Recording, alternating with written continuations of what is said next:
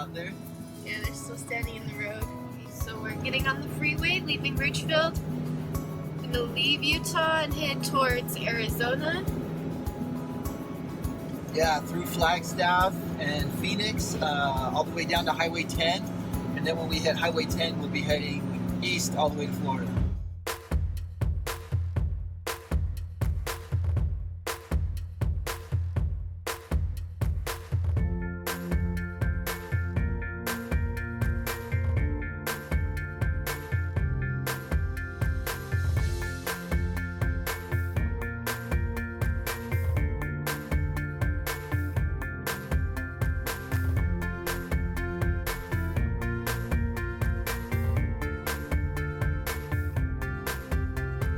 Where are we?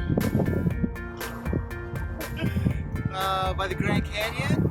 Close. Oh, I don't know. So we just made it to Flagstaff, Arizona. We're stopped to get gas, and all of their parking lots are covered in ice and snow. The roads seem to be okay, but the parking lots are bad. And the gas station we're at right now, the clearance is only like 12 or 11 feet, so we can't fit under there, so we went to the end one. Once we get gas, we're gonna see if we can just back straight back out and then hopefully get on the road. And we're thinking it might be best if we just continue on, because in the morning this isn't gonna be very friendly either. I don't know. Okay, so we have been driving for about a good 12 hours. We've just got to a rest area in the middle of nowhere, and we got here and every single truck spot is full, and so we pulled in behind this guy, but we can't park here because our antenna sticks out in the road, and so other trucks driving by will hit it, so we can't stay here. We're just trying to figure out what our options are, because it's really late. It's like 11:30 at night. You're good. It's so cold out here.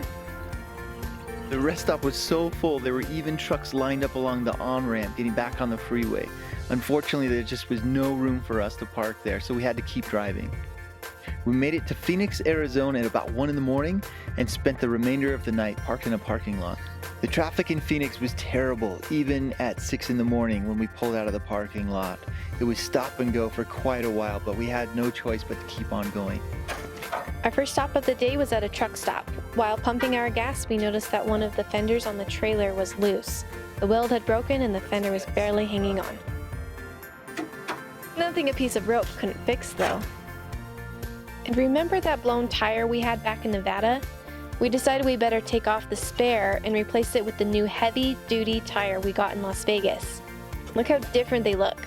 The mismatched spare had already worn through 80% of its tread. After just 2 hours on the road with our new matching trailer tires, we blew out both left side tires instantly and completely destroyed both rims, all while crossing a narrow bridge in heavy traffic. When the tires blew out and the rims collapsed, the full weight of the trailer began dragging on the spring perches, and only with the throttle smashed to the floor and the truck tires spinning were we able to get the truck and trailer off the highway. We got to work removing the blown tires, but with only one spare, we weren't going to be able to get back on the road without leaving the boat on the side of the freeway, where we went in search of new tires and rims.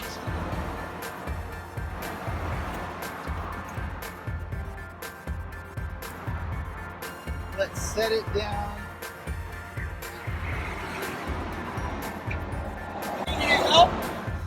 Luckily, an off-duty police officer stopped to help us out. He ended up driving me around town for an hour to multiple tire shops until we found a shop that had the tires and the rims that we needed. He was so professional and generous with his time, and we would have had a really hard time without his help. This one was the worst of the tires. The other rim was way worse than this one. Both rims broke.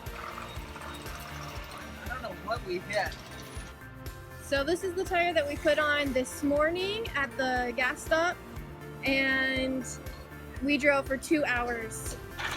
We got the trailer over to the tire shop and had a complete new set of rims and tires installed. We ditched the old bias ply tires in favor of a new set of radials. With new confidence in our new trailer tires, we continued our cross-country journey without any more issues. For today, anyway. We found a nice rest stop to spend the night, and tomorrow we should be in Texas.